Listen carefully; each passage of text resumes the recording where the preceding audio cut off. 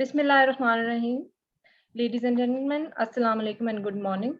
On behalf of Strategic Vision Institute, I welcome you all to our latest webinar on Pakistan's nuclear program, Guarantor of National Security, which is being held to commemorate Youm-e-Takbir. Pakistan celebrates this day well to honor the scientific efforts led by scientists to develop our nuclear program, which not only is guarantor of our national security, but it also contributing significantly in socio-economic development of the Pakistan. We are delighted to have a very distinguished panel for today's discussion. Now let me introduce to our speaker. Our first speaker for today's webinar would be Dr. Rizwana Abbasi. Dr. Rizwana Abbasi is presently an Associate Professor of International Relations at National University of Modern Languages, Islamabad. She was a Fellow of East-West Institute in New York. Formerly, she served as Associate Professor in Department of Humanities and Social Sciences at Bahria University, Islamabad, and in the Department of International Relations, National Defense University, Islamabad. Dr. Abbasi is a former Fellow of Stimson Center, USA. She was a postdoctoral and research fellow and taught at the University of Leicester, UK. Earlier, she was a research fellow at the University of Leeds, UK. She is also a graduate of Daniel K. Inouye Asia Pacific Center for Security Studies, Hawaii, USA. Dr. Abbasi received her PhD from University of Leicester, UK in International Relations and Political Science. She has authored several books which include Building a Road to Nuclear Disarmament, Bridging the Gap Between Competing Approaches, published by Oxford in 2021.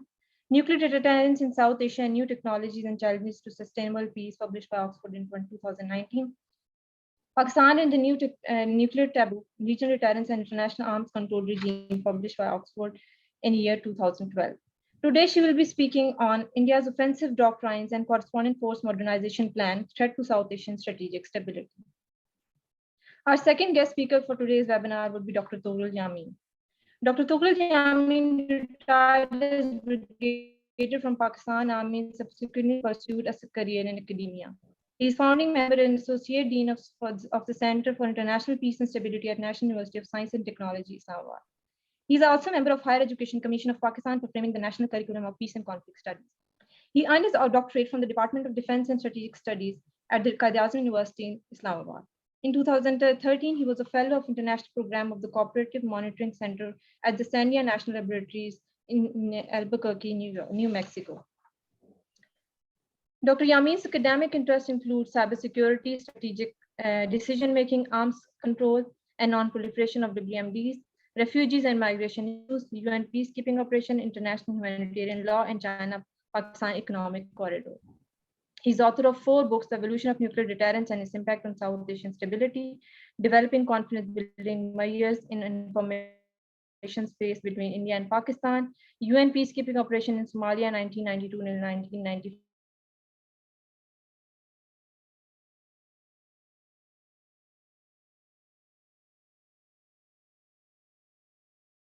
terrorism and counter. Webinar would be Dr. Zafar Khan. Dr. Zafar Khan is currently an executive director of Balochistan Think Tank Network at Balochistan, and he's also a professor of international relations at Balochistan University of Information Technology, Engineering, and Management Sciences. He is also taught at Department of Strategic Studies at National Defense University, Islamabad, Pakistan.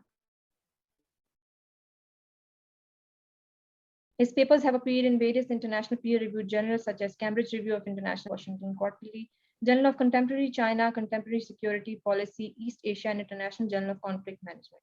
He has authored Pakistan's Nuclear Policy, A Minimal Credible Deterrence, published in 2015, and Nuclear Deterrence in South Asia, New Technology and Challenges to Sustainable Peace, published in year 2020. He is also author of more recent book titled India's Evolving Deterrent Post Posture, Temptation of Preemptive Strikes, Power Projection and Escalation Dominance, published by Palgrave Macmillan in 2021. Today, he will be speaking on role of Pakistan's nuclear program in maintaining deterrent stability under evolving strategic environment in South Asia. Before we proceed further, I would like to mention that this webinar will be conducted in the form of panel discussion, during which each speaker will be given 15 minutes. If anyone is having trouble hearing or viewing the webinar, is having any form of connectivity issues, please do mention in the chat and we shall try our best to address the issues from our end. Kindly note that by default, mics of all the attendees will be on mute and only panelists will be allowed to use the mic and video. If anyone from the audience would like to ask a question, they are requested to kindly use the Q&A option or to type out their questions. Please do include your name and as well as your organizational affiliation along with your questions. The question will be then presented to our panel by the moderator during the question and answer session accordingly. While we fully encourage you to participate, we request you to please be brief in your questions. We shall try our best to ensure that all the questions get answered within our allotted time. Please further note that all the opinion voiced at the SVI platform are independent opinion of the speakers and audiences and not the official policy of the SVI. This is an open house activity will be reported in media. If anyone would like to tag or post screen grabs of this event or on their personal blogs, web pages, or social media, please do not forget to mention that webinar is organized by the SVI. Thank you. And I would like to invite Dr. Zafar Iqbal Cheema to give his welcome and introductory remarks. Over to you, sir. Thank you, Sherban, for introducing the panelists and initiating the program. Pakistan Nuclear Program, the Guarantor of National Security. I thought it could have been better titled if we have said it that the program is not only a guarantor of national security, but a contributor of socio-economic development in Pakistan, which the Pakistan Atomic Energy Commission is playing a major part in that particular field. We will mention that eventually, I think, all the panelists. First of all, I'm very grateful to all the three distinguished panelists and our participants who are supposed to join the program later on during the question answer session. Ladies and gentlemen, as we know that on 28th of May, which is tomorrow is a holiday, we are therefore on 27th commemorating the Youm-e-Takbir of Pakistan, which I said is because of the India's Operation Shakti, which is the Pokhran 2. On 11th of May, 1998, India conducted 5 nuclear tests and declared itself a nuclear weapon state. That was the first ever admission which India has made to be a nuclear weapon state. Although Indian program dates back to 1950s, rather 1960s, and they conducted, in May 1974, they conducted a so-called PNE, which was actually a weapon test. It has been so recognized by the architect of the 94 nuclear device that it was a weapon test. All of India now accept that it was a weapon test instead of saying it that was a PNE. And since then, India has kept a dual and ambiguous posture about acquisition of its nuclear weapons capability. They were saying they're not going to develop it, but eventually, when they conducted Operation Shakti, Pokhran 2, then they officially recognized. That's what point I'm repeating it, that they officially first time ever recognized that India is now a nuclear weapon state. India actually, as we know it, that India is developing a nuclear options since the 1950s, and they had a test in 1974, which has a history of a decade, slowly and gradually, before going. In fact, my own study, which is I've written in the form of a book, is that before his death, Nehru has sanctioned work for a PNE, which was, of course, as I earlier said it twice, that it was a weapon test, not a PNE. And eventually, due to the internal politics of India, in which Nehru died, and eventually there was an interim prime minister, and then Mrs. Gandhi, his daughter became the prime minister of India. And then, of course, the 1971 war with Pakistan delayed their PNE program, and eventually they had it on 18th May 1974. That was not only a weapon test, but correspondingly with that weapon test, India has also concentrated on developing delivery systems. First of all, they relied on the aircraft delivery system, and in the 1980s, they have laid the program for the ballistic missile test, which eventually became part of the Indian arsenal to carry nuclear weapons. Pakistan was, as I said, Pakistan nuclear program is a reaction to India's nuclear program. If India has not gone nuclear, I'm sure Pakistan would not have gone nuclear, except for the peaceful uses of the nuclear energy, which Pakistan laid on the first reactor, Canube, in 1972 with assistance from Canada. And eventually they had Chashma nuclear reactors, Chashma 1, Chashma 2, Chashma 3, Chashma 4, which is exclusively meant for the generation of electricity, which Pakistan is quite short within the country. And therefore, these all reactors are under international and triple safeguards, international safeguards and the safeguards of the country which has provided these reactors, that is People's Republic of China. Similarly, Canube 1, which is now almost being decommissioned, was under the Canadian safeguards as well as international safeguards. And similarly, Canube 2 and 3 are also under international as well as Chinese safeguards, the country which has provided these nuclear reactors.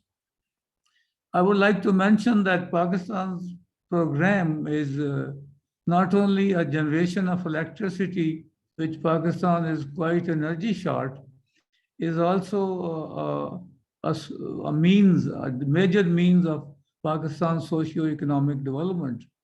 We have many centers, almost nearly two dozen centers for the use of medicine, for the use of nuclear energy in medicine, in industry, in agriculture, and in other fields of social life, particularly the climate change.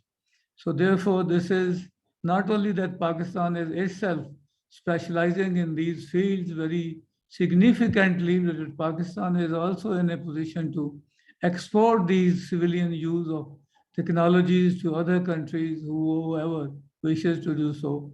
So Pakistan nuclear program is very well respected by the Atomic Energy Commission at Vienna. And Pakistan nuclear program is also a safety, and in terms of safety and security, Pakistan nuclear program is one of the most safe and secure program in the world. So far, there has been not a single accident which has happened in Pakistan's maintenance of its nuclear, peaceful uses of nuclear energy as well as its nuclear weapons program. Unlike India, which has many events which have taken place accidentally in India, particularly the founding of the use of nuclear material, fissile material in India, has been found at least twice in public, and major quantities have been found. More recently, India's nuclear delivery system, BrahMos, has been accidentally fired and has traveled from a small distance and then entered into Pakistan and landing at Miachanu. I think that's a major accident, and that could have been one of the unfortunate events which could have led to a nuclear war between the two countries. But I think Pakistan has shown maturity, Pakistan has shown patience, and Pakistan has shown strategic leadership by not reacting to the major launch of that atomic reactor from India and maintain a peaceful posture on the development of that reactor in India. India should have cooperated, and we expect that India to cooperate with Pakistan on the investigations why such a deadly cruise missile system has gone into Pakistan. So there are various dimensions of this program, and I will expect our distinguished panelists one by one to cover on these military as well as these socio-economic dimensions of the Pakistani nuclear program. And I don't want to take more time from the distinguished panelists and other participants who might develop better than me on these issues of the Pakistan nuclear program. So over to Sherbano now to request the panelists to one by one to speak on the subjects that they have been allocated. Thank you very much. Thank you, sir. Now I would like to request our first guest speaker, Dr. Rizwana Abbasi, to elaborate on India's offensive doctrines and corresponding force modernization plan threat to South Asian strategic stability. Over to you, ma'am. Thank you, Shalvano, for your kind introduction. First of all, I'm grateful to SVI and Dr. Cheema for giving me this platform to share my perspective on this significant day. Um, I think all the people in participants know the strategic stability in South Asia is um, quite fragile currently. Region is in flux and weapons asymmetry has aggravated enormously. The CBMs are discontinued, mistrust deepened, thereby driving the region close to the brink. So the reason is twofold. One, Indian revisionist behavior and its changing doctrinal strategies and force postures. Indian nuclear policy, as we all know, is based on the cumulative Gandhian and Nehruvian philosophy of Greater India.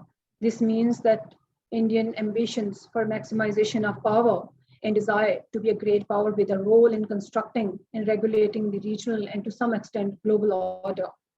Two, new great power rivalry in our backyard, where India plays a lead role as an anchor for the US against China, certainly leads to undermined settings in South Asia. So currently, Indian status has risen. India, while pursuing hedging policy against China, leads to create footprints in broader Asia and beyond. So the US certainly and obviously considers India as a balancer against China in Asia. Thereby, India is being mainstreamed in the global political and security order. India's global ambitions and its role in favor of US against China has provided it with an opportunity to capitalize on its broader national interest while gaining space in the global political and security spheres, thereby undermining regional peace and stability.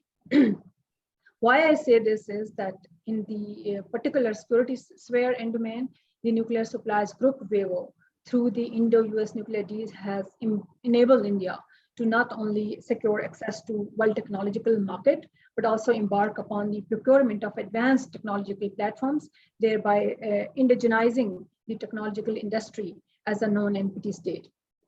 So India has marched into space and blue seas. So India advocates that in the event of a conflict with China, India would use sea denial strategies, such as naval blockade, to scuttle China's energy supply lines, disrupt its oil and trade lanes in the Indian Ocean. India established the, of course, Andaman and Nicobar Island and command bases in Port Blair, aiming at navigating the broader sea lines of Malacca Straits to obstruct Chinese possible infiltration of the Indian Ocean region. This in turn, of course, undermines Pakistan's interest in the region as well. So Indo-US defense trade technology initiatives and its logistics support agreements would enhance operational capability and interoperability, allowing aircrafts and ships to land and refuel.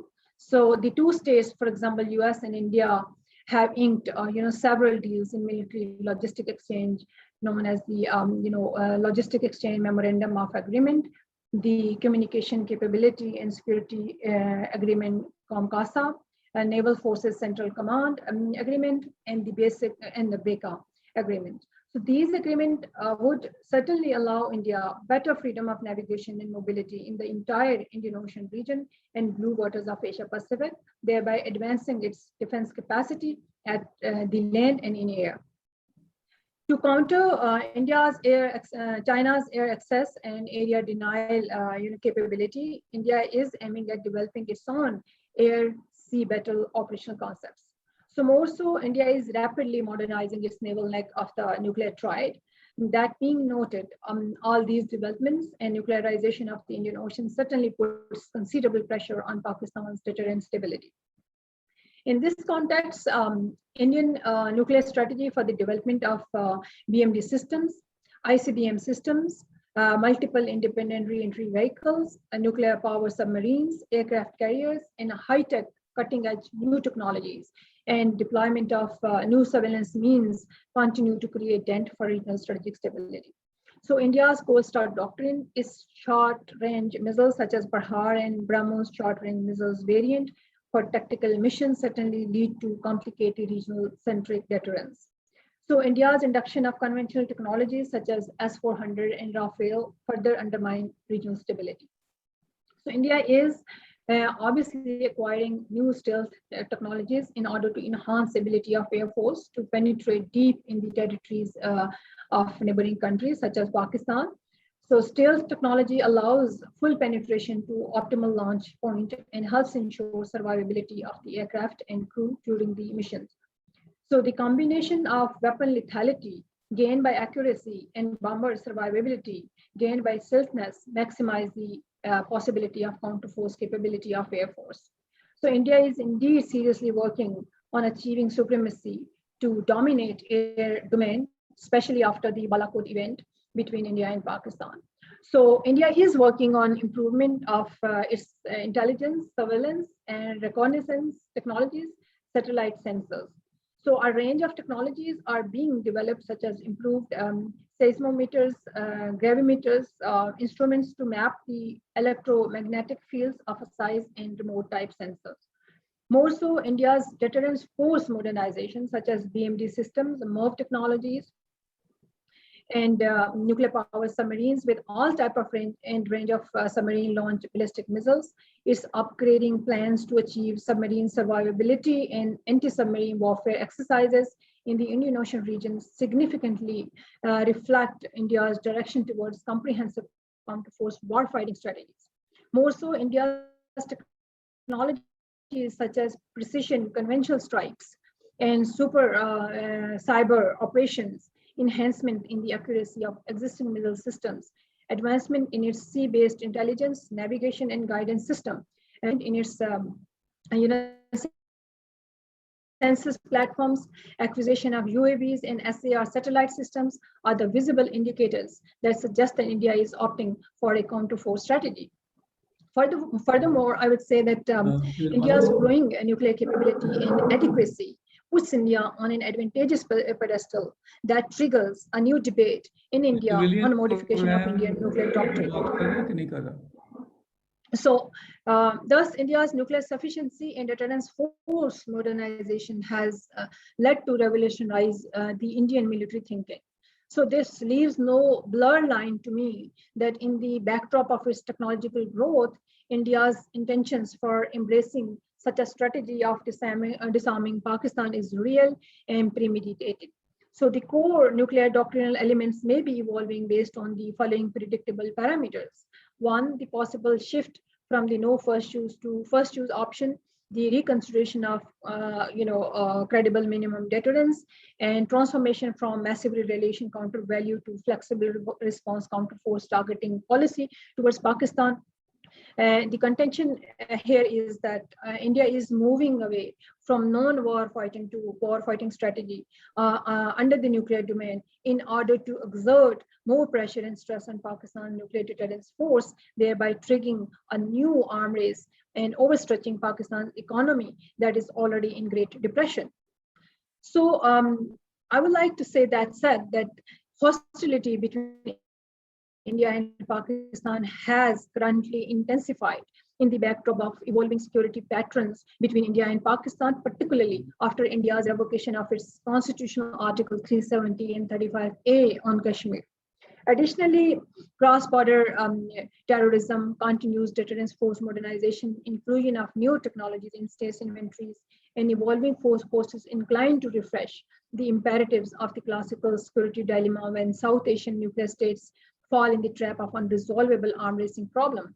So realistically speaking, conflicting interests and the distinct aspiration of the two states are likely to incentivize further arms development and prompt aggression and tension, thereby increasing the prospects of escalation to an undesirable level. Indeed, advancement in nuclear delivery mechanisms do not stabilize the region. Rather, they continue and contribute to the potential escalation of states' insecurities. So both, I would say, India and Pakistan should exercise maximum restraint, resume dialogue, and institutionalize arms reduction mechanisms. So they should focus on devising diplomatic means for the settlement of bilateral disputes, especially Kashmir.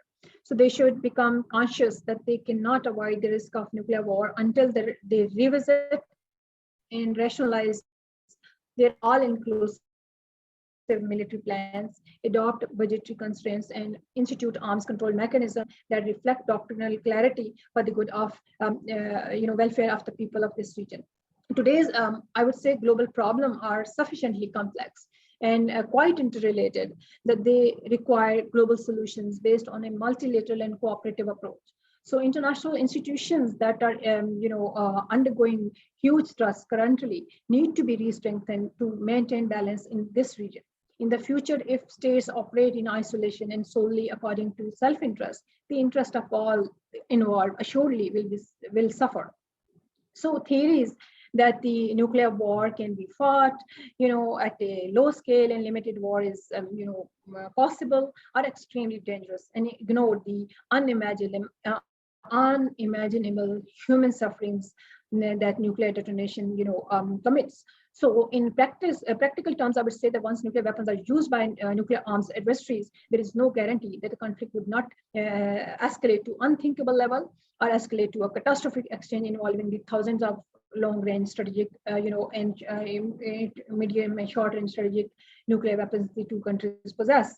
So I would say that the only winning move would be not to play.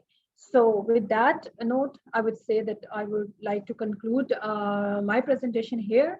I'm afraid I won't be available for interactive session as I have some other commitments. So I look forward to hearing the proceedings thereafter. I thank you all for your patience and for your time. Thank you.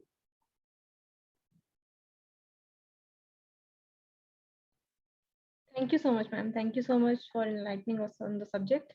Now I'd like to request our second guest speaker, Dr. Tughral Yamin, to elaborate on expansion of the Indian nuclear program and Pakistani response. Over to you, sir.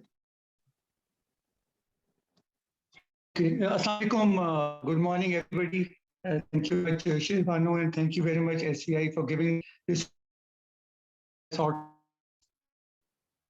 this important 28th of October, 28th of May 1998 was a very important day in the history of Pakistan. On that day, despite international pressures, we stood up and responded to the Indian nuclear detonations in kind and told to the world that we actually possess nuclear weapons. And since then, the nuclear capability forms the core of our security doctrine.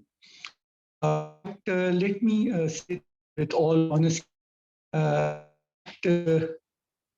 nuclear bomb cannot save us from poverty, from hunger, and from disease. These are things which are gnawing at our innards at the moment. Our economy is in tatters. Our rupee is in tailspin. We cannot fight a war with nuclear weapons alone.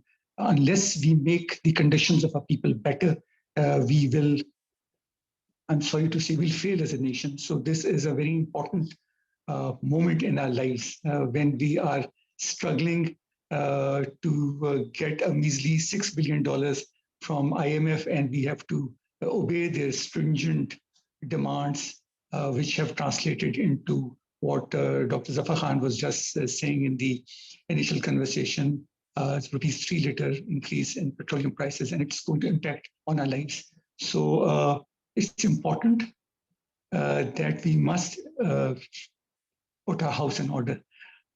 Nuclear bombs will not save us from an imminent collapse. That having said, I will now come on to an incident which Dr. Zafar Iqbal Cheema mentioned in his opening talk. He talked about an inadvertent missile which came into Pakistan and struck near Channu. In my personal opinion, there is a method to the madness, and this was not just a careless mistake. On 9th of March 2022, at 6:45 or 6:43 p.m., our air defense picked up a very fast-moving object inside Indian territory, which suddenly veered and came into Pakistan. And the traveling time was 3 minutes and 44 seconds, if I'm not wrong. Yes, 3 minutes, 44 seconds. It traveled 124 minutes inside Pakistani territory, landed in Mian, no human casualties, but it did damage civilian properties. We were also late in telling the Indians. 2 days later, we called in the Indian top diplomat and served him a demarche, telling him that this is not on. And we asked for a joint investigation, and that was 1 day later. And similarly, at the same time span, 2 days later, the Indians admitted that a mistake has taken place, that a BrahMos supersonic cruise missile had strayed into Pakistani territory, and that it's not nuclear capable. Or whether it was a shot across the bow or whatever. After the Abhinandan incident, this was another major incursion into Pakistani territory. Chinese said that this is very irresponsible of India, but the US State Department said that it was just an honest mistake. I think this needs to be probed. This was testing of your thresholds, and next time the missile that comes your way may be armed with a nuclear warhead. So this is a very, very serious thing which has happened. So it cannot be taken lightly. Next, I have prepared a short paper, which I'm going to read out to you. And yes, nuclear doctrines are not in isolation. They're not in silos. They are always in combination with conventional threats, and that includes economic threats.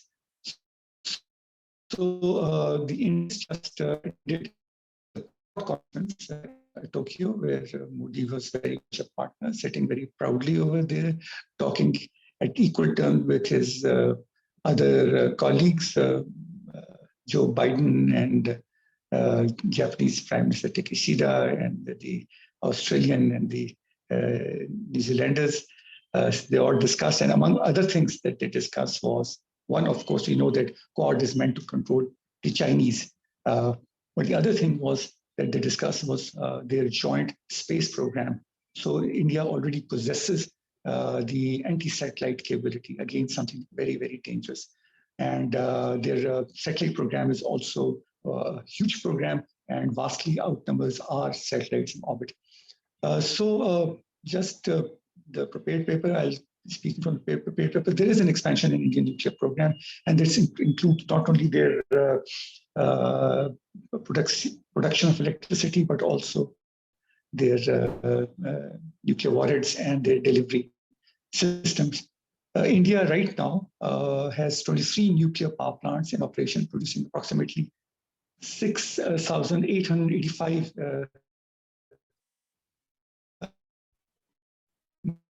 watts of electricity. And it has 8 nuclear reactors under construction, which are projected to produce another 6,028 AWE. So it wants a capability of 700 gigawatt electricity by the year 2032. This includes 63 gigawatt electricity from nuclear power. So our index has a very small, hardly 2-3%. Although we are making our own nuclear reactors, but our nuclear energy program is far inferior, I would say, than the Indians. After the nuclear supplies group waiver in September 2008, we already know that, and we took it lying down. India's scope for sourcing both reactors and fuel for suppliers in other countries had opened up. India has signed civil nuclear cooperation agreement with USA, Russia, France, UK, South Korea, Czech Republic, Canada, as well as Australia, Argentina, Kazakhstan, Mongolia, and Namibia. Our sole supplier of nuclear technology is China. These deals are worth billions of dollars and have resulted in a massive inflow of technology and nuclear material. So this, following all these waivers and flexibilities that were given to India, Russia's Rosatom and Areva from France have signed a contract with India to supply uranium parts, and Brazil and South Africa are also underway.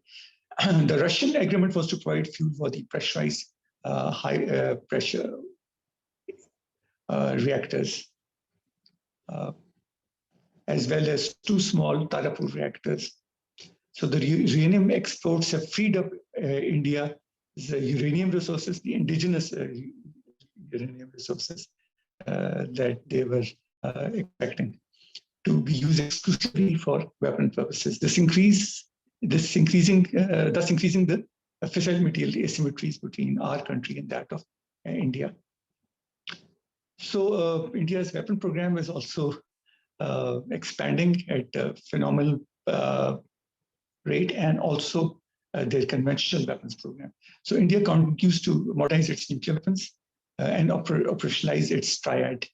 According to the US Bulletin of American Scientists, India has fissile material for about 200 warheads. It has 8 nuclear-capable systems, 2 aircraft, 4 land-based missiles, and 2 sea-based ballistic missiles.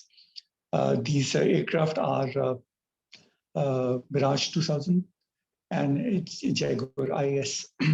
Their land-based ballistic missiles include Prithvi 2, Agni 1, Agni 2, Agni 3, Agni 4, and Agni 5. And Agni 5 has a range of 5,200. And the sea-based ballistic missiles are the Dhanush, K-15, K-4. So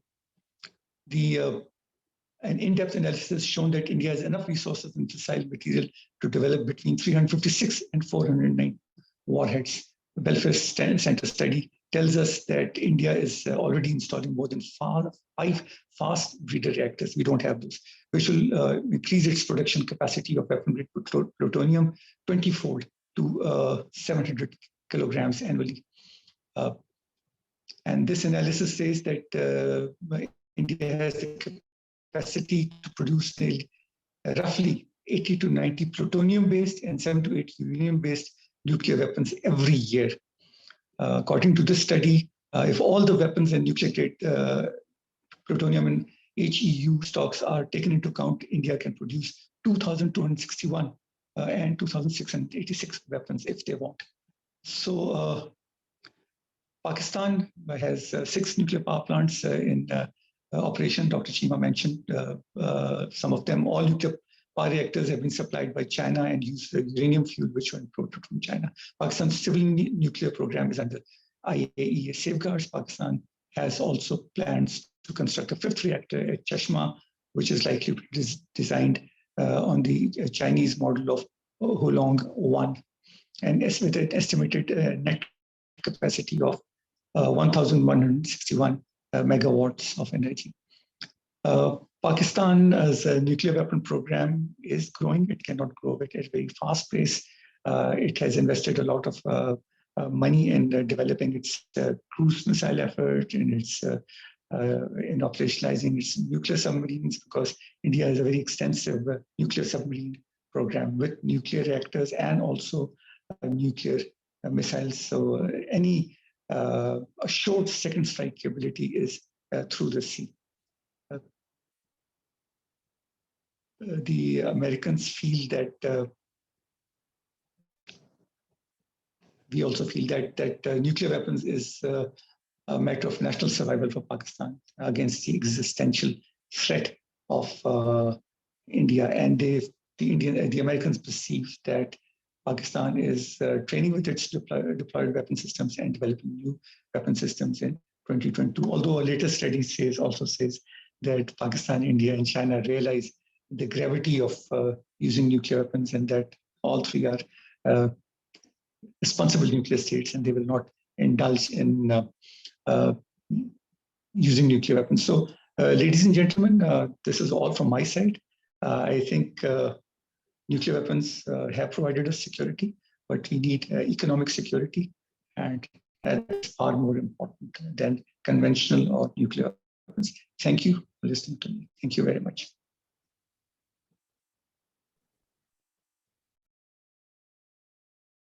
Thank you so much, sir. Thank you so much for presenting your detailed analysis on the subject. Now I would like to request our third guest speaker, Dr. Zafar Khan. He will be speaking on the role of Pakistan's nuclear program in maintaining deterrent stability under evolving strategic environment in South Asia. Over to you, sir. Okay, thank you. Am I audible? Yes, sir. Okay, great. Thank you so much, Dr. Cheema and Shehbano, for the kind introduction and inviting me for this very important webinar while commemorating Youm-e-Takbir. On that particular day, we tested in response to India nuclear weapon test. I'm given the title to speak on the role of Pakistan nuclear program in maintaining deterrent stability. Arguably, from the same title, one can find out a simple answer that one of the primary aims of Pakistan nuclear weapons is to maintain deterrent stability under the evolving strategic environment in South Asia. In fact, Pakistan has been maintaining deterrent stability while successfully deterring India each day consistently for 24 years since Pakistan tested its nuclear weapons capability on May 28, 1998, 24 years ago today, in response to India's nuclear test in the same month and the year. That said, it is interesting to note that because of the fear of nuclear weapon use, there has been no major wars for 24 years between India and Pakistan in South Asia. While within 24 years from 1947 to 1971, that also makes it 24 years today, India and Pakistan fought against each other for 3 times without nuclear weapons. Nuclear weapons could have prevented India and Pakistan to wage war against each other in those 24 years as well. This historic and logical contextualization of pre-nuclear 24 years and the post-nuclear 24 years reflect the essence of nuclear weapons while ensuring deterrent stability in South Asia. This I will unpack later. First, it is important to know that it is in the existing literature on the nuclear strategy and force posturing, one can find out the common agreement between the leading scholarship that the security factor remains a predominant factor for state acquisition of nuclear weapons. Even some of the nuclear pessimists, such as Scott D. Sagan, widely read and cited article on why do states build nuclear weapons, printed in 1996 in the International Security Academic Journal, primarily emphasizing the security imperative amongst the other 2 factors such as the norm model and the domestic model imperatives. There could be many other imperatives that entice state to acquire similar capabilities such as the prestige factor, the technological determinant, the bureaucratic struggle, and the economic advancement. However, safe to say that in international relations, any theoretical perspective that has strong empirical evidence can best be described as a much better and convincing theory. It may be correct to argue that besides security, other factors may also play an important role for state acquisition of nuclear weapons. From an academic point of view, bearing strong theoretical explanation and convincing empirical evidence, nuclear weapons played a significant role in preventing major wars between nuclear weapon states. For example, although the Soviet Union and the US harshly confronted the Cold War, including that of their proxies involved across the globe, while bitterly containing each other's spheres of influence, and despite the danger of miscalculation in using nuclear weapons on numerous occasions, such as the classic 1962 Cuban Missile Crisis. But the nuclear peace prevailed and nuclear weapons prevented major wars between the 2. It is because of the value of nuclear deterrence for preventing major wars amongst the nuclear weapon state. Many nuclear weapon states, more particularly the established nuclear weapon states, are literally not ready for nuclear disarmament in the foreseeable future, despite their promises in the Non-Proliferation Treaty.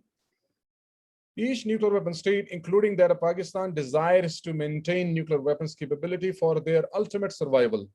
The established nuclear weapon states have been modernizing their nuclear forces capability, adding up for more, incorporating emerging technologies, and modifying their nuclear doctrinal posture against their potential rivals. Many of them rejected the ideals of nuclear disarmament. Few of them even do not commonly agree on arms control mechanism. For example, the US and Russia not only got rid of anti-ballistic missile ABM treaty in 2002, but also more recently withdrew from intermediate range nuclear forces INF in 2019, as they keep on developing sophisticated counter-force capability for offensive counter-force targeting, where emerging technologies such as cyber, speed, and precision would matter to undermine the deterrent force capability of the rivals. Most of the established nuclear weapon states would use nuclear weapons first, except China that pledges not to use nuclear weapons first. The US and Russia possess more than 90% of the world's total number of nuclear weapons. Despite their reduction plan, they still continue to have more nuclear weapons than any other nuclear weapon states. All that said, such changes are affecting the policies of a smaller nuclear weapon state. For example, Pakistan nuclear policy is affected by what other nuclear powers do, more particularly by what India has been acquiring and modernizing in deterrent forces. India, as Dr. Tughral, Yamin, and Dr. Rizwana elaborated in detail, has been on both conventional and nuclear force modernization and power projection, with increasing the number of warheads, most of which are Pakistan specific. When it comes to South Asian evolving strategic stability, India is increasing strategic partnership with a number of countries such as Israel, France, Russia, and more importantly, the US is certainly affecting the deterrent stability of South Asia in general and Pakistan's security in particular. These countries possessing nuclear weapons need to keep the legitimate security concern of Pakistan into their consideration while dealing and developing their strategic partnership with India. They need to undertake balancing approaches without taking sides in South Asia. In doing so, this could restore strategic stability, which in turn could benefit all the responsible stakeholders having geopolitical and geostrategic interests in South Asia. The ultimate role of Pakistan nuclear weapons is not to fight a war, but rather to prevent one. It is to maintain deterrent stability and ensure broader strategic stability in South Asia, where Pakistan successfully prevents its potential adversary to wage military strike against Pakistan. Pakistan's credible nuclear weapons capability has already shunned the malign intention of its adversary. Pakistan's nuclear forces and its related delivery systems are preventing its adversary every day. Pakistan aspires for peaceful uses of nuclear technologies to meet its increasing energy demands. The appropriate use of nuclear technology for peaceful purposes not only benefit Pakistan, but also remains cheaper, safe, and reliable in the country. Even if Pakistan develops effective and reliable countermeasure against its adversary, the purpose behind this is to retain balance and prevent war, thus against ensuring deterrent stability, which otherwise is undermined by India by increasing and modernizing its deterrent forces both in conventional and nuclear domain. Pakistan does not do this. It is a responsible nuclear weapon state. It never misfires its missile across the border area while endangering the risk of miscalculation. It follows the norms and values related to the use of nuclear technology for peaceful purposes. It ensures the protection and safeguards of its nuclear forces and its related material. Unlike India, it has no such record of missing its nuclear-related facilities. It follows credible minimum deterrence. Its total nuclear forces are not more than any nuclear weapon state in the world, including that of India. It has a robust and centralized command and control system. Its nuclear development program remains India-specific. It follows nuclear ambiguity that suits Pakistan in most of its strategic imperatives. It has a calculated strategy against its potential adversary. It never desires to indulge itself into bigger and never-ending arm race. It retains a balance rather than the parity. Certainly, it attempts to plug the missing deterrence gap for its own protection and security. It jealously guards the guardians. It ensures the credibility of its deterrent forces in the fast evolving strategic environment of South Asia. It has already proposed India for initiation of strategic restraint regime in South Asia. It has held a number of nuclear confidence building measures. It also practices nuclear moratorium. Unless India goes for more nuclear weapon tests, Pakistan largely practices restraint in this context. Pakistan never compromises on its security, even if it has to use nuclear forces for its ultimate survival when it is absolutely needed. It responsibly does not intend to use nuclear forces when it is absolutely not required. It believes that its nuclear forces are credible enough to deter its adversary. It ensures the credibility of its deterrent forces during both peace and crisis time, because credibility remains the very essence of nuclear deterrence. To conclude, therefore, Pakistan has a strategy. It reads closely and carefully what its adversary does and why, while preparing itself against its adversary accordingly. Pakistan's nuclear forces are for deterrent purposes. It might never become part of a treaty that remains biased and discriminatory. It favors a restrained regime in South Asia, but it might never become part of arms control and disarmament processes that compromises on its vital security interest. Pakistan should remain a confident nuclear weapons state while possessing nuclear weapons for deterrence purposes, ensuring strategic stability in South Asia. It should never indulge into bigger and never-ending arms race. It should produce effective countermeasures while filling the missing gaps. It needs to ensure deterrence credibility by retaining the balance rather than the parity, as I said before, against its adversary. As long as Pakistan's nuclear forces remain credible and capable of being delivered to hit the targets, these forces have considered doing their jobs. I stop here. Thank you so much. Thank you so much, sir. Thank you so much for your detailed presentation. Now I would like to request Ms. Ahyousha Khan, Associate Director, SVI, to elaborate on Pakistan's peaceful uses of nuclear technology. Assalamualaikum, can you all hear me? Ahyousha, please adjust your mic. थोड़ा करीब करें mic को, आपकी आवाज. Am I audible? Yes, yes.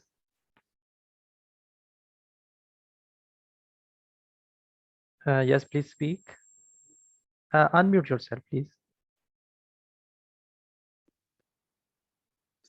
Am I audible now? Yes, thank you. Okay, thank you. Pakistan's peaceful application of nuclear technology. The odyssey of Pakistan's nuclear technology started with the acquaintance of Atom for Peace program in 1953. Pakistan became one of the early beneficiaries of the program and set many scientists and experts for training purposes to get familiar with the aspects of nuclear technology and its use in the peaceful realm. Within the challenges, Pakistan's peaceful nuclear program is a great success story, encompassing decades of dedication, commitment, and integrated efforts of the Pakistan's polity. Nuclear energy is Pakistan is utilizing a peaceful application of nuclear technology in energy, agriculture, medicine, and in other segments. Nuclear energy is being used by many states around the world for overcoming energy challenges. It provides cheaper, reliable, and cleaner source of the energy. And it Excuse me, Ahyousha. around the world. Pakistan has realized the true potential of application of peaceful aspects of nuclear energy in numerous domains, including health, medicine, agriculture, environment, and electricity generation. Pakistan has a long experience of utilizing the potential of nuclear energy for peaceful purposes and is contemplating the energy mix of the country. The energy mix of the country comprises natural gas, coal, hydropower, and nuclear power, respectively. Nuclear energies provide a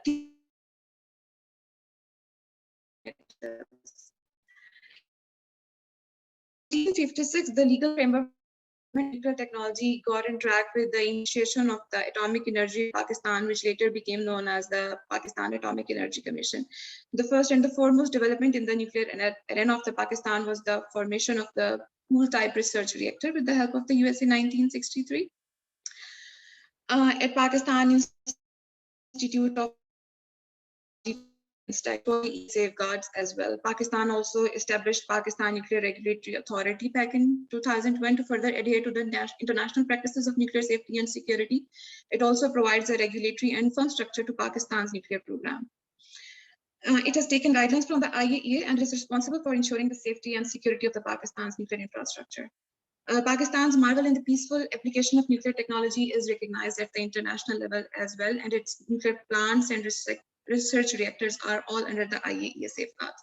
Pakistan has a record of cooperation with the IAEA over 50 years and consistently shares information with the IAEA regarding its crucial activities of the specified plants, and in time and again inspected by the IAEA in order to ensure the safety and security of the nuclear and radioactive material.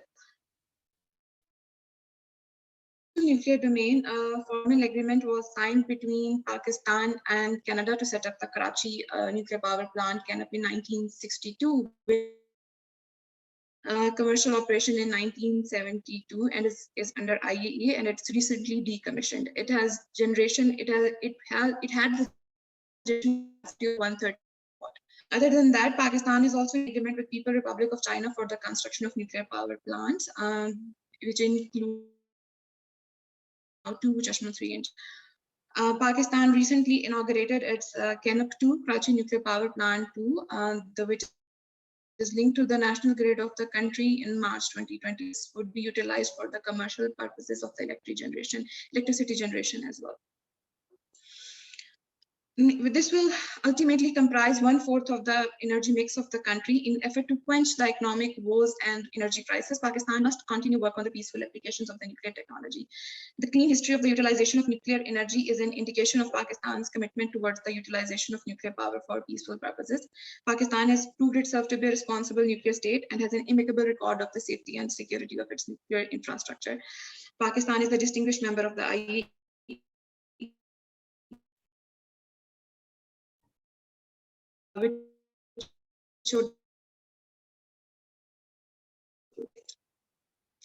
Thank you so much. This is all from my side.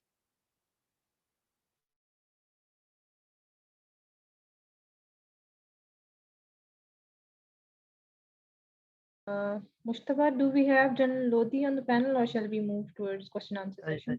Yes, sir, it's in panels. Kindly promote him on the panel. Okay.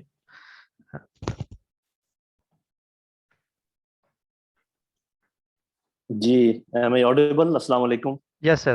Yes, sir. You are audible, sir. Thank बहुत you so शुक्रिया much, sir. Doctor साहब, बहुत शुक्रिया आपका, आपने ये इसको arrange किया।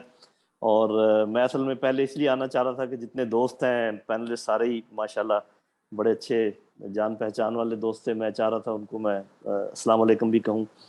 बहुत अच्छी प्रेजेंटेशन थी सबकी। मैं सिर्फ 2 पॉइंट्स री एम्फसाइज करना चाहूँगा, जिसका किसी न किसी तरीके से जिक्र तो हो चुका है, लेकिन मेरा ख्याल है कि बहुत ज़रूरी है। पहला पॉइंट तो ये है एक्सक्यूज मी दैट जब आप कोई इस्ताद हासिल कर लेते हैं, कोई कुव्वत हासिल कर लेते हैं, जैसे न्यूक्लियर कुव्वत है, तो उसका जो इम्पैक्ट है उससे भी आपको डील करना होता है। ये मुमकिन नहीं है कि आप एक चीज़ बना लें या एक अपने आप में एक इस्ताद पैदा कर लें, एक कुव्वत पैदा कर लें, और उसके जो फॉल आउट्स हैं, उसके जो फ़ायदे या नुकसानात हैं, उसके बारे में आप कोई फिक्र ही ना करें। पहला पॉइंट कि getting dividends of being a nuclear power, जब आपने ये हथियार हासिल कर लिए तो फिर आपने मिलिट्री एडवांटेज क्या हासिल किया, मिलिट्री सिस्टम में क्या एडवांटेज हासिल किया, उसके क्या डिविडेंड हासिल किए, इस पर कभी ना कभी आप ज़रूर कोई सेमिनार या वेबिनार रखिएगा, उस पर जो है ना बात हो सकती है। दूसरी बात यह है कि इसका इम्पैक्ट जो है on nature of war, nature and character of war, कि अगर ये न्यूक्लियर हथियार हासिल करने की वजह से, जिसका थोड़ा सा जिक्र किया था डॉक्टर साहिबा ने, कि जब आप ये हथियार हासिल कर लेते हैं तो आपकी जंग जो है वो दूसरे एरियाज में शिफ्ट हो जाती है। आप लो इंटेंसिटी कॉन्फ्लिक्ट कहें या हाइब्रिड वॉर कहें, तो अगर ये हथियार आप बना लें और जो इसका इम्पैक्ट है कि जंग दूसरे एरिया में शिफ्ट हो गई और उस एरियाज में आप कोई काम ना करें, तो फिर भी आपका जो है ये काम नामुकम्मल रहता है। ये मेरा दूसरा पॉइंट है, इस पर भी आप अलग से कोई वेबिनार कर सकते हैं।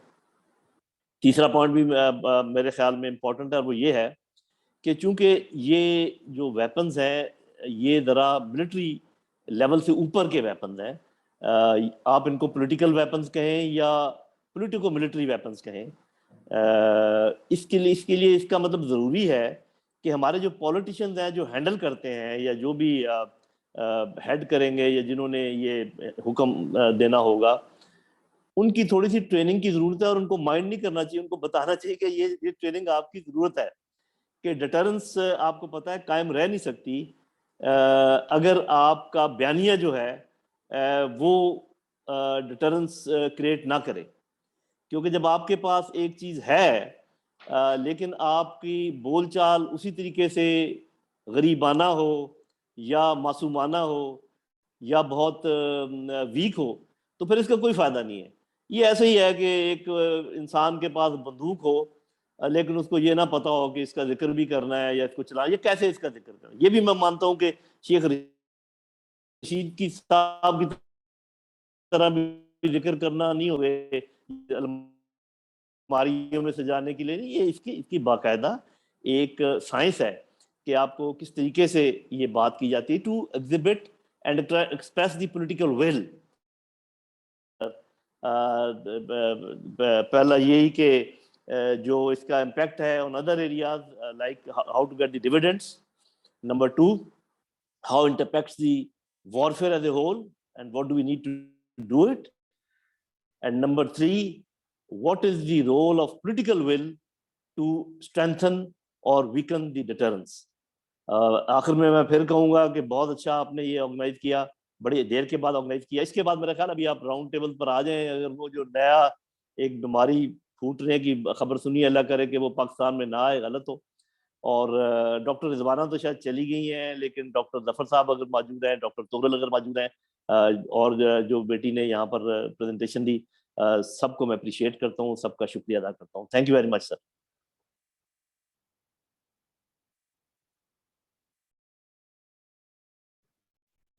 Sir Cheema, kindly unmute yourself, sir.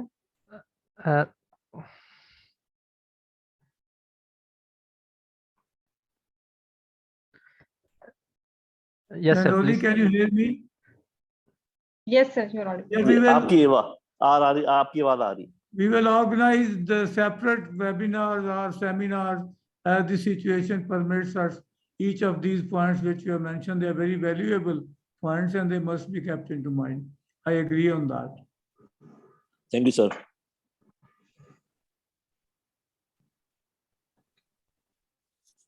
So shall we move towards question answer session, sir? Now, at the question answer session, is there an end for thanks for me to thank the participants? Is there a program 5-10 minutes or not? Will I come back?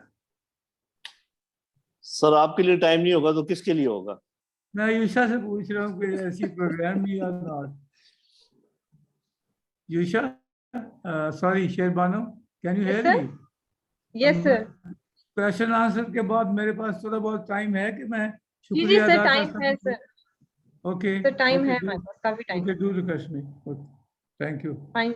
Go ahead with the question answer session. The first question is from Miss Amber Afreen. She's a research officer at the SVI. Her question is, considering the biased behavior of international community, what are the diplomatic options for Pakistan's strategic community to counter the effects of this international towards India? Who's supposed to answer the question? Has she asked anyone? No, sir, she has not specified the speaker. Dr. Zafar, if you could. Yes. Kindly answer. The question, which I understand, is what diplomatic options Pakistan have in terms, because diplomacy is very important. You know, this is the first line of defense of Pakistan. You know, and I think nuclear weapons, as General Lodhi has mentioned, is there at the top echelon. You know, which is a military or political military weapons. You know, which is there. You know, to deter bigger wars and major wars. But then, as trends are shifting, these are particularly for the politician and for the diplomats, you know, to convince the international community as to what we are and why we have developed, you know, why these weapons are here, why these weapons exist at the diplomatic front, you know, to fight our case against not only for deterrence and deterrence stability and strategic stability, but also for peaceful uses of these weapons, you know. As Ahyousha has mentioned, Ms. Ahyousha has mentioned, and I also quoted somewhere in my talk as well. So here comes the diplomacy, here comes the diplomatic front, where they would be portraying our case, you know, when they meet and interact with the international community.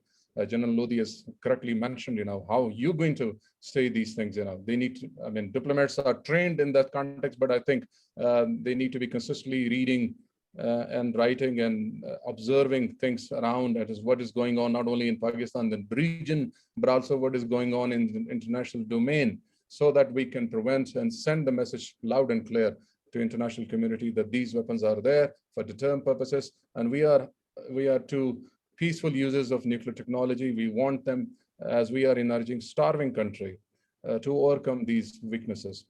Thank you so much. Thank you so much, sir.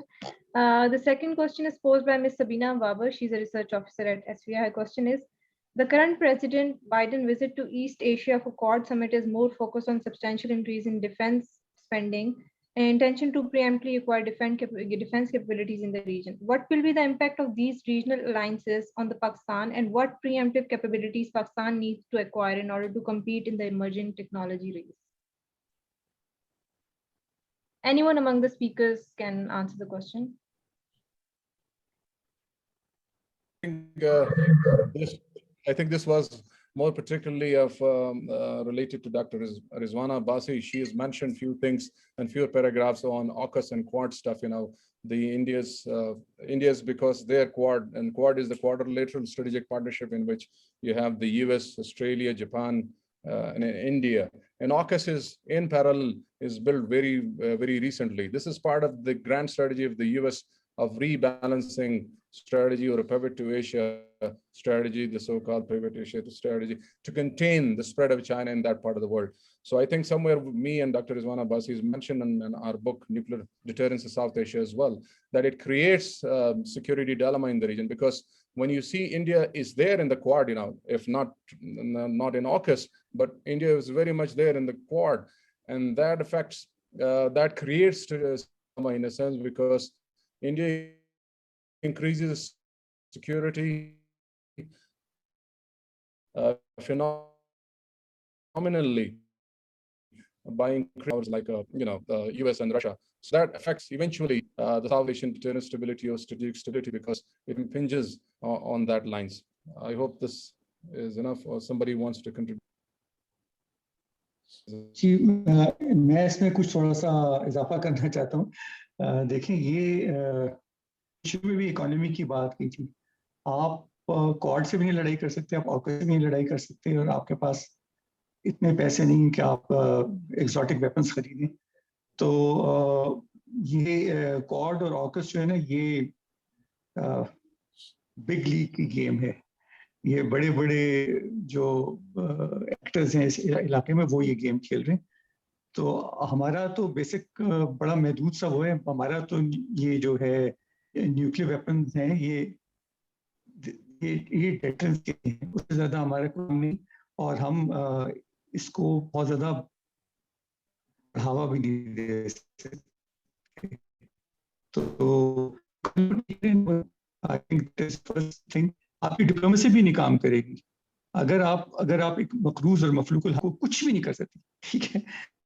तो आपने तो अभिनंदन को भी एक दिन में छोड़ दिया था। तो मैं चाहता हूँ कि there should be no strategy, more weapons.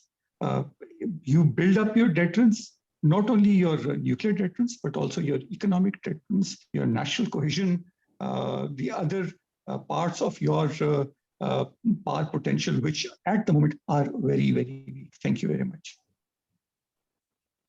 इस बहस को अगर थोड़ा सा इजाजत दें तो बढ़ा लेते हैं, अगर आप मुझे लगा बात करने की इजाजत। इसमें कोई शक नहीं कि ये बड़े लीग की गेम है, जैसे डॉक्टर साहब कह रहे हैं, लेकिन क्योंकि इसमें हिंदुस्तान शामिल है और हिंदुस्तान को सपोर्ट हासिल है अमेरिका की और मजीद हो सकती है, तो इस लिहाज से इतना हमें परेशानी की जरूर है, और इसका हम क्या कर सकते हैं वो एक अलग बात है, उस पर हम आज सावधान। और डॉक्टर साहब बिल्कुल ठीक कह रहे हैं कि इकॉनमी बहुत इंपॉर्टेंट है, लेकिन सिर्फ मैं जो आपके साथ लोग बैठे हैं उनको याद दहानी कराना चाहूँ कि लीबिया बहुत अमीर मुल्क था, इराक भी गरीब नहीं था, और सीरिया कोई बहुत अमीर नहीं था, और अफगानिस्तान तो बिल्कुल अमीर नहीं था। तो जिन कौमों में कोई अहमियत होती है और अपनी हिफाजत करना चाहते हैं अपने आज़ादी की, तो इसमें कोई शक नहीं कि लोग बात नहीं सुनते। जैसे कोरिया है, बिल्कुल मैं नॉर्थ कोरिया की बात करूं, बिल्कुल इकोनॉमिकली बिल्कुल कमज़ोर है, लेकिन फिर भी वो वक्तन फक्तन लोगों को डरा के रखता है कि कोई उसकी तरफ ज़्यादा मैली आंख से ना देखे। तो मैं ये नहीं कह रहा कि हम नॉर्थ कोरिया बन जाएं या अफगानिस्तान बन जाएं, मैं ये मिसालें सिर्फ इसलिए दे रहा हूँ कि किसी एक तरफ इतना ज़्यादा लुढ़क जाने की जरूरत नहीं है कि हम कहें कि जी हम कुछ कर ही नहीं सकते, इसलिए कि हम इसमें कोई ख्याल शक नहीं कि हम बंधे हुए हैं और हमारे पास बहुत कम मैनूवरिंग स्पेस है, लेकिन जो स्पेस है उसको भी तो हम सही तरीके से इस्तेमाल नहीं कर रहे। जी बहुत शुक्रिया। मैं इसमें थोड़ा सा ऐड करूंगा, if I have your permission Sherbano, कि डॉक्टर यामीन ने थोड़ी देर बाद कहा है, which I respect his views, that Pakistan is at the prospect of an imminent collapse. I don't agree with that. Pakistan is imminently collapsing. Pakistan maintains one of the 7th largest military capabilities in the world. And I don't think economy is very important. I agree with her. I don't deny that. Economy is very important to mention, but this is not at the expense of military preparedness or at the expense of other kind of capabilities that as a nation we need to possess that. And I agree with General Lodhi that Pakistan has to employ its nuclear weapons capability along with diplomacy as well, because that won't work without employed with diplomacy at the same time. A word about AUKUS. AUKUS is going to be decades away. AUKUS means developing nuclear submarines between Britain, United States of America, and Australia. And I don't think that has any immediate threat to Pakistan. I don't see that happening in more than a decade and a half beyond that. We don't have to worry about that. The problem is Quad. How do we mention? And the Quad is not directed against Pakistan. The Quad is directed against China, People's Republic of China, and there is no direct employment of Quad capabilities against Pakistan. It would enhance India's capabilities being a member of the Quad, and with a gradual enhancement of India's capabilities. And we have recognized since 1970-71 that because there's going to be asymmetry of conventional level, nuclear weapons. And nuclear weapons are not that you can place a weapon by weapon, or if India has 100 weapons, we must have 100 weapons. Nuclear weapons are great equalizers, even if you don't have the same number and you don't have the same capability. I think Pakistan, as Dr. Zafar Khan has mentioned very well, that Pakistan is in a good equilibrium vis-a-vis India to have nuclear weapons. And it is our leadership which has to decide. Our nuclear weapons are Indo-Pacific, Indo-centric. Our nuclear deterrent capability is by design and by policy is India-specific. And I would therefore suggest to my leadership, our leadership, that we should lift this label that our nuclear capability, if we want to use nuclear weapons capability for diplomatic purposes, we have to expand the program from being only India-centric. It should not be Indo-centric anymore. And therefore, I think we can allot not the capability of the program, but the intention and the policy behind the program should be that it's a nuclear weapons capability meant against any country, not only meant against India. Well, thank you very much for that. Chairman, you can go ahead. Thank you so much, sir. The next question is by Mr. Haris Bilal Malik. He's a research associate from CAS. His question is addressed to Dr. Tughral Yamin. Pakistan has been adhering to the international practices of nuclear safety and security by following IAEA guidelines. This makes it one of the most committed states that have utilized nuclear technology for peaceful purposes. However, the fact remains that regardless of such track record, Pakistan has been facing discrimination from the international arrangements on nuclear technology and its peaceful uses as compared to its regional counterpart, India. How can Pakistan counter this discrimination? मैंने पहले भी ये कहा है, हम ये conferences करते हैं, सेमिनार्स करते हैं, कहते हैं हम हमें हमारे साथ डिस्क्रिमिनेशन हो रही है, हमारे साथ देखें आप के साथ होता रहेगा सब कुछ. अफगानिस्तान को भी कोई घास नहीं डालता, नॉर्थ कोरिया को भी घास नहीं डालता, पाकिस्तान भी उसी नैश पे पहुंच गया. Sorry, I'm sounding very optimistic, and Dr. Zafar Cheema may not agree with me, but that's a fact. If you are not strong and powerful, nobody cares about you. If you're okay, we are a strong army. I have been a proud soldier. I'm still a proud soldier. I'm proud of my army. I'm proud of the nuclear deterrence, but you will be discriminated against. Who cares about you? Who bothers about you? Biden will not call you. Modi will sit with him in the Quad conference. So the point is, and I tell my students also, you have to work hard, and you have to start working hard from today. Students, I've been teaching for the last 10 years. It's a fact that every time they are told to deliver an assignment, they come and tell me, कि sir कुछ extension दे दें। भाई आपको बहुत मेहनत की जरूरत है, हम सबको मुझ समेत हमें बहुत ज्यादा काम करना है, इस मुल्क को संवारना है, इस मुल्क को मजबूत बनाना है, इस मुल्क को बेहतरीन बनाना है। जब तक हम वो नहीं करेंगे, the world will not be with you. Nobody is going to damn care about you. आप कह दीजिए हमारी फौज बड़ी ताकतवर है, या हम अपने ऐसे मिसाइल बनाए कि जो इजराइल को भी उड़ा सकें। मेरा अपना जाती ख्याल तो ये है कि भाई आप अपने डेटरेंस को इंडिया तक महदूद रखें, अपने काम पे तवज्जो दें, मुल्क को बेहतर बनाएं, और उसी तरह आप दुनिया के सामने एक खुद मुख्तार कौम के तौर पे खड़े हो सकते। बहुत बहुत। Dr. Sir, may I ask you one question?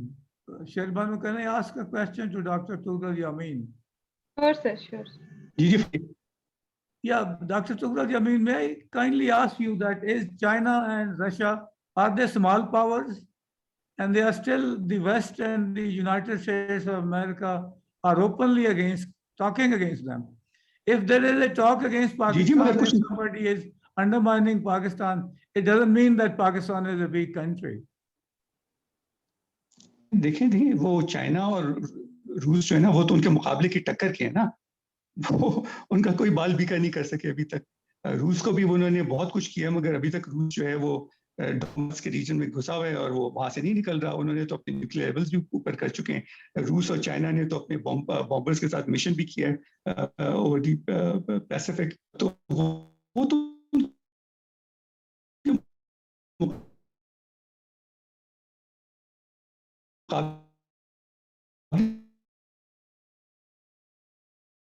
that is the only way that you can come up. Otherwise, nobody is going to take you seriously. That's what I'm trying to say. I'm proud of my army. I'm proud of my nuclear deterrence, no doubt about it. But we have to work very hard if you want to be regarded as a nation which is respected. आपके तो अरे भाई आपको घास नहीं डालते।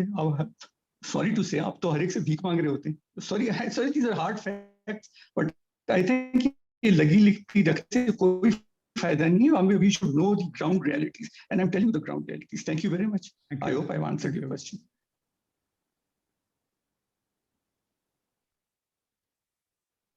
Thank you so much. The next question is addressed to Zafar Khan. The question is addressed by Samad Zia. He's a research fellow at AIMH. What options, if any, other than SRBMs are available to Pakistan to keep from escalating in the event of a conflict with India? You see, we propose SRM, strategic restraint regime. This is what he is asking, Zia, restraint regime. Am I? He's unmuted. The short-range ballistic missiles, I think he's addressing. Okay. I thought, sorry, strategic restraint regime, you know. Short-range missiles. In what context, you know, does he want me to speak in the conventional domain or the nuclear domain? Can I have more clarity of the question? This is the options other than for Pakistan to use short-range ballistic missiles. What are the other options for Pakistan other than? This is primarily in the nuclear domain. Yes, right. sir. Okay. So in the nuclear domain, we presume that if there is a deterrence stability, why there is a deterrence stability? Because you have the existence of nuclear weapons. You know, even as Dr. Cheema has said, you know, a small number they could be. Therefore, they deter.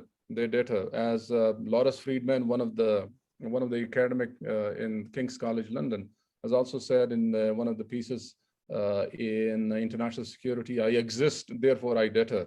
So these weapons at the bigger level, you know, deter the adversary because they know they are credible. They know that their credibility to be used or launched against the adversary if they come up with the military strike or use their nuclear weapons against Pakistan.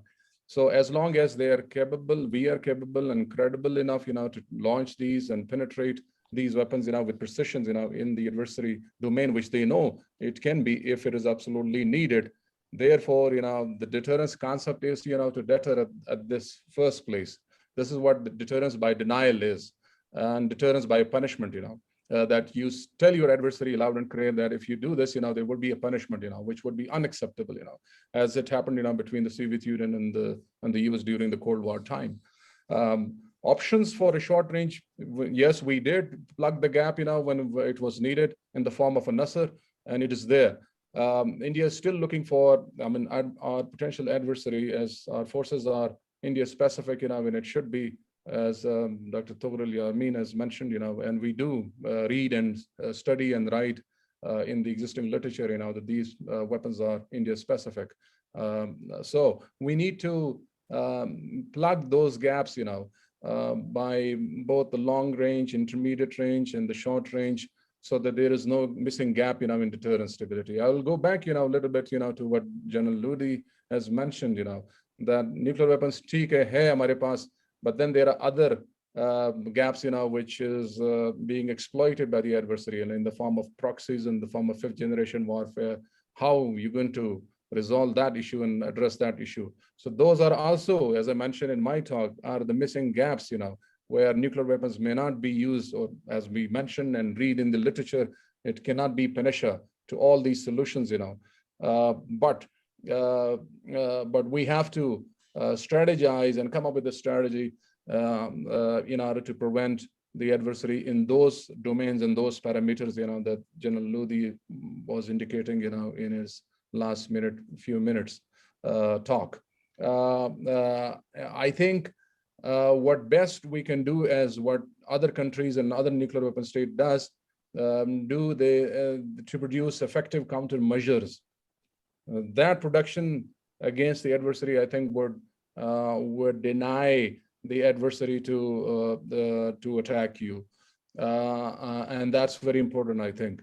So not only in the longer range and intermediate, but also in the shorter ranges where we can. But this is what the nuclear domain is, Yeah. Other than this, yes, please. Please go ahead, sir. Please, Zafar Saab, carry on. Yes. Other than this, there is a political dimension. There is a diplomatic dimension where all these channels should be utilized to prevent crisis, or to prevent the conflict, or serious conflict, in the region. I hope this could have answered Zia's question. Thank you. जी, doctor साहब, if I'm allowed. Please.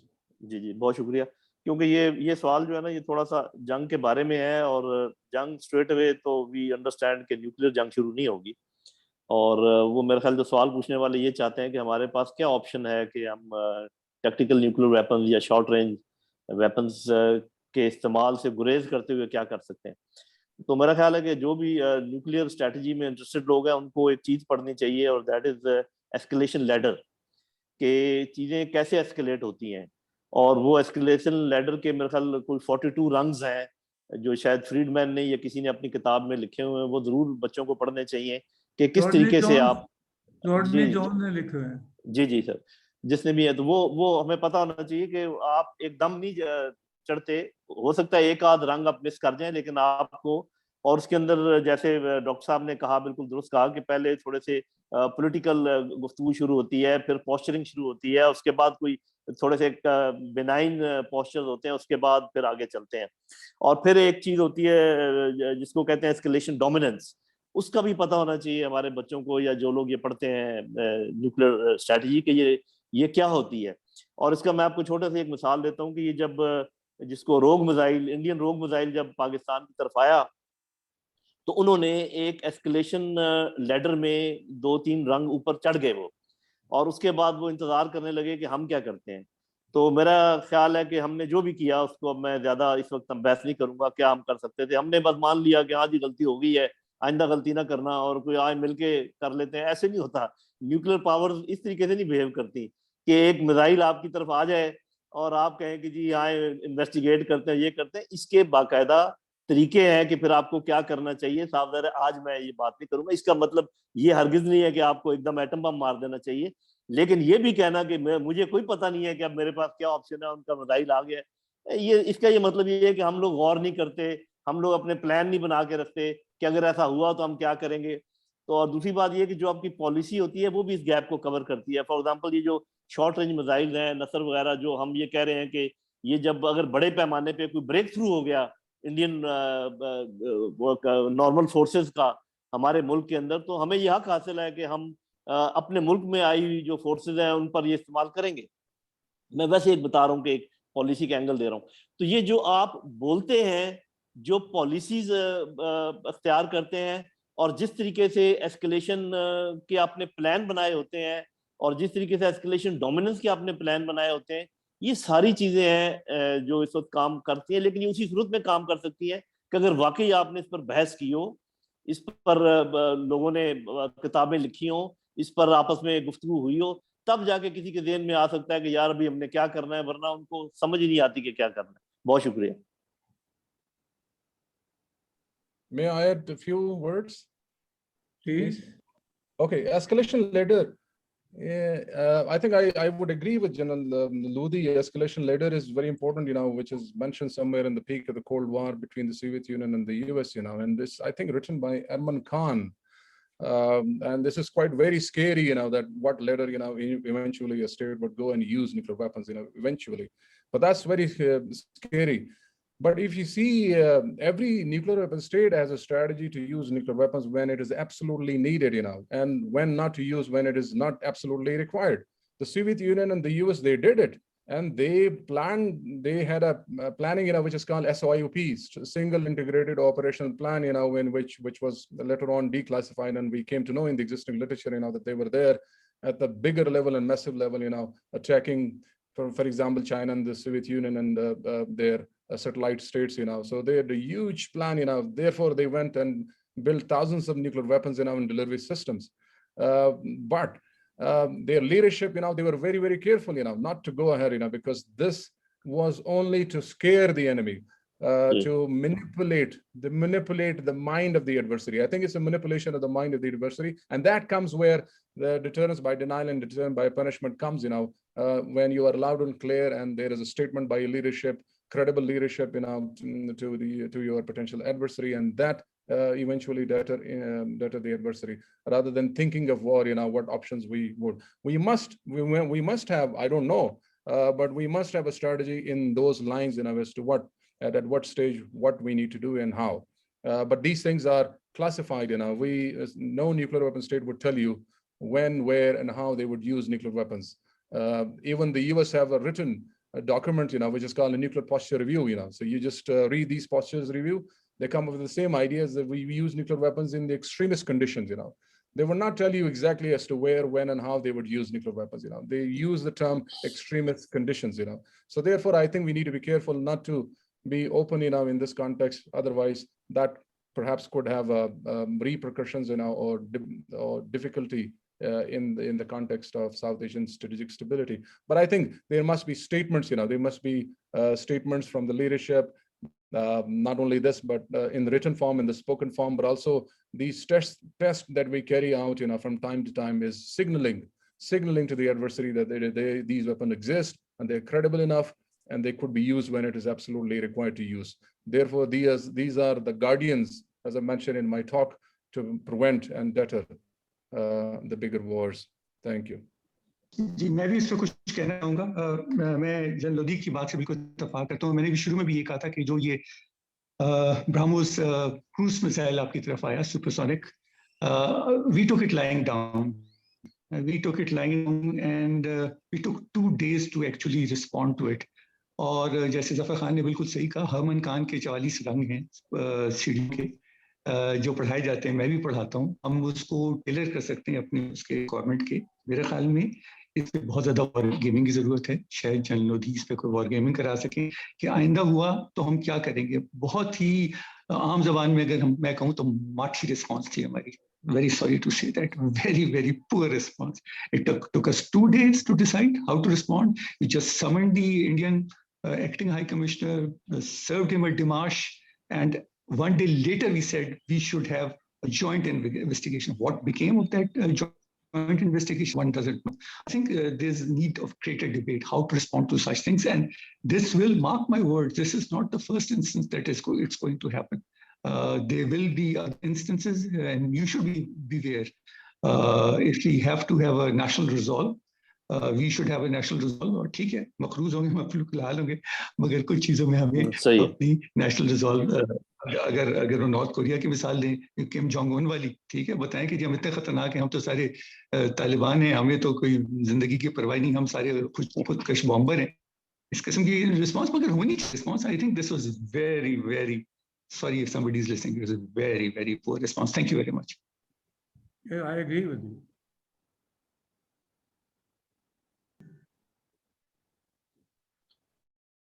Thank you so much, sir. Can we take another question, please? Yeah, sure. The next question is from Dr. Nasir Hafiz. He's a director of research at SVI.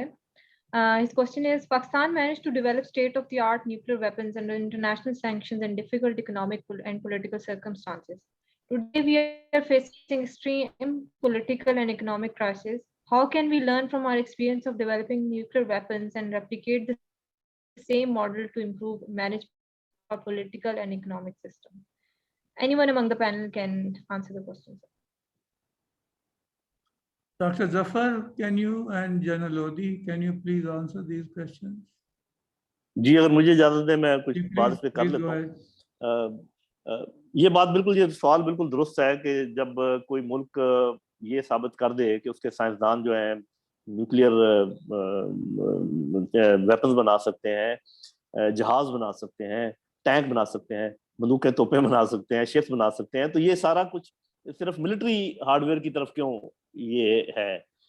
जैसे तैसे भी अगर आपने सीखा है, पहले आपने इनको असेंबल करना सीखा, मैं बात कर रहा हूँ जहाज़ों की और टैंकों की, और बाद में आपने खुद बनाना सीखा, तो ये काम हम क्यों नहीं कर पाए बाकी इलाकों में? अभी भी हम सारे जो इसके पुर्जे हैं टोयोटा कार के और होंडा कार के सारे इंपोर्ट करते हैं, ज्यादातर छोटे मोटे चादरें जो है इनकी वो बना लेते हैं। This is a very sad state of affairs and this has everything to do with the industrial policy of a country.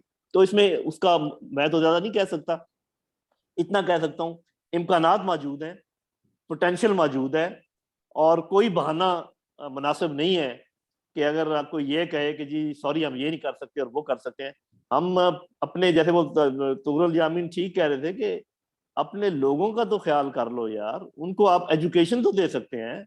आप डॉक्टर साहिबान मौजूद हैं, मैं मौजूद हूँ, सारा दिन हम बैठे रहते हैं, हमें कोई कहे कि 10 लड़कों को पढ़ा दो, हम पढ़ा देंगे और भी, लेकिन इसके लिए एक फ्रेमवर्क की जरूरत है, किसी के इनिशिएटिव की जरूरत है।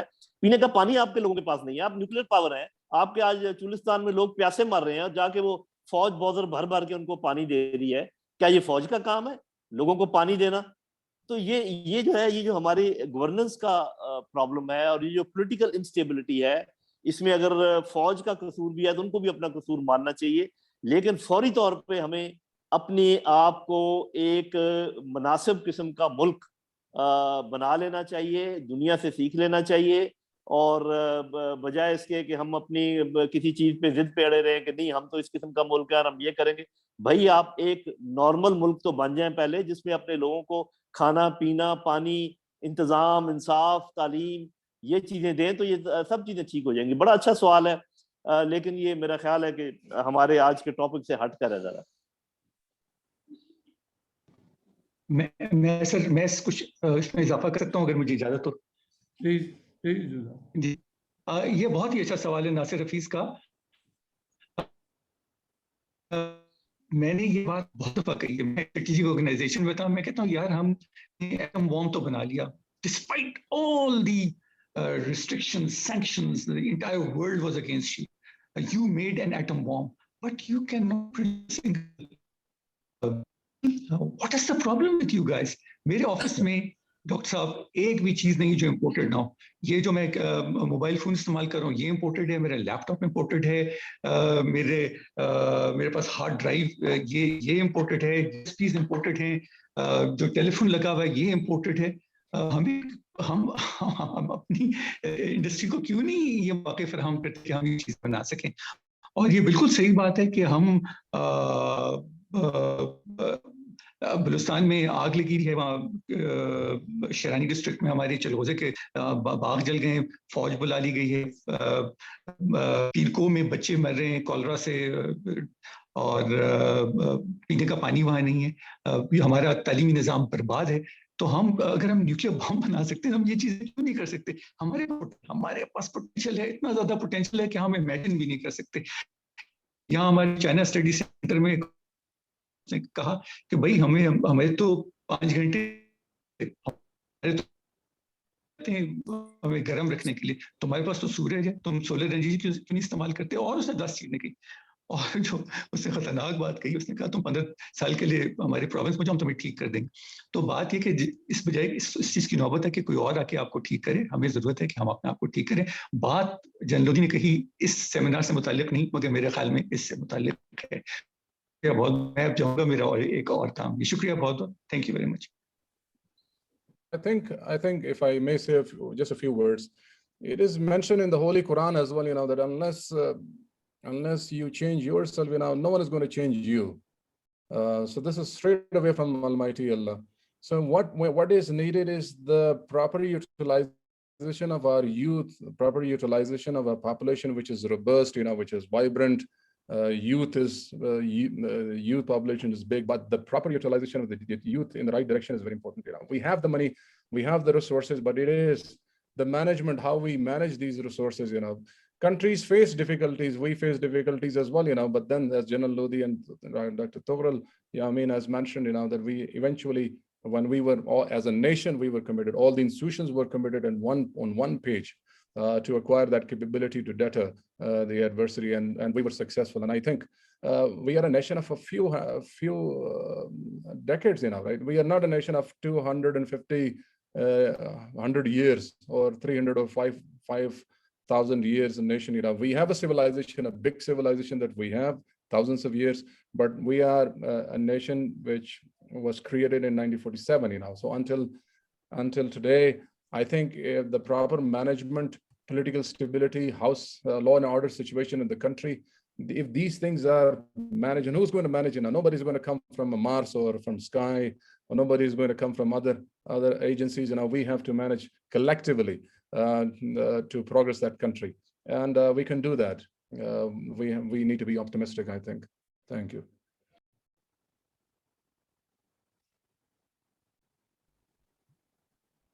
Thank you so much, sir. The next question is also addressed to Dr. Zafar. Apart from the idealistic approach, what are the possible and critical measures against Indian authorities considering BrahMos? Should we always rely on international stance, or we are not credible enough in terms of diplomacy? The last point that you mentioned, what was the last? Diplomacy? Rizwana, please repeat the question. Apart from the idealistic approach, what are the possible and critical measures against Indian authorities in considering BrahMos? Should we always rely on an international stance, or we are not credible enough in terms of diplomacy?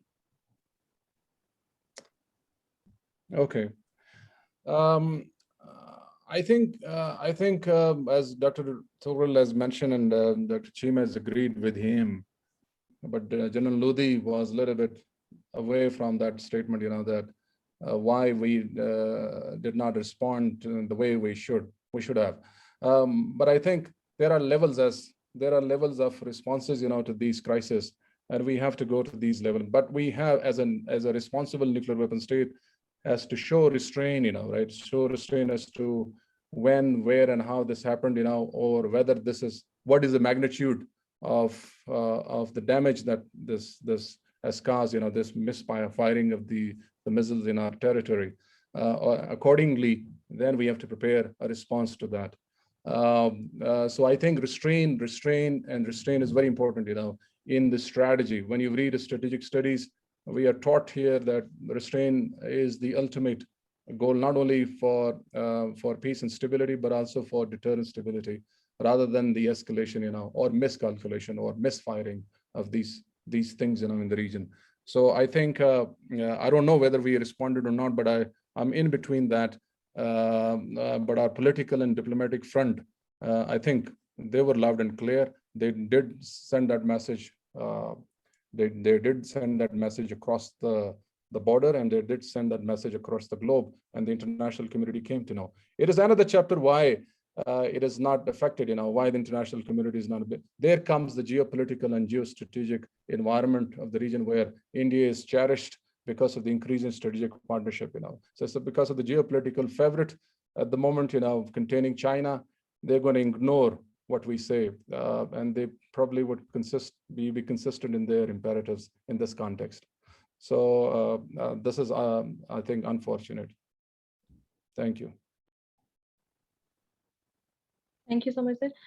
So that's all from my side. I would like to request Dr. Zafar Iqbal Cheema for his concluding remarks. Over to you, sir. I only wanted to be grateful, indebted to all the 5 distinguished panelists, beginning from Dr. Rizwana Abbasi, Dr. Zafar Iqbal, Dr. Tughral Yamin, Ahyousha Khan, General Lodhi, for making a significant contribution. Today's debate on the Pakistan's nuclear program as a guarantor of our national security. And I also very grateful to all the participants who have found time and to attend the program and raise very, very important questions, which are an essential contribution to the debate on the subject. The last point which I raised was from Ahyousha Khan, that we should also keep into mind that Pakistan has not only a significant nuclear weapons program, Pakistan has a very leading program in terms of the civilian use of nuclear weapons. We have 7 or 8 nuclear reactors which are producing nuclear electricity for the use of nuclear energy. We have more than roughly about nearly 1.5 dozen centers for use of nuclear energy for agriculture, for medicine. These are the leading 2 fields which we have the use of nuclear energy. And I heard from various debates which have taken previously at the SVI and other institutions from the experts who are dealing with that. In fact, Pakistan is now in a position to export these civilian uses of nuclear energy if a proper budget and the environment exists for that. So I think we are proud of having such a robust program which looks after our security needs, but also contributes to the social economic development of Pakistan. So I'm once more grateful to all of you who have contributed in any significant way, and especially thankful to Sherbano and Mujtaba, who's sitting behind the scene and running the electronic part of today's presentation, and other people who are contributing who are not visible on the screen. So I'm grateful to all of those who has contributed in any way. So thank you very much, Sherbano. Thank you so much, sir. At the end, I would also again like to mention that today we are commemorating 24th Youm-e-Takbir because of the efforts of our technicians, policymakers whose contributions have made this program successful. And I hope that today's program is contributing in security of our country and also the socio-economic development of our country. Thank you so much, sir. Thank you. Thank you to all the panelists. Allah Hafiz. Allah Hafiz.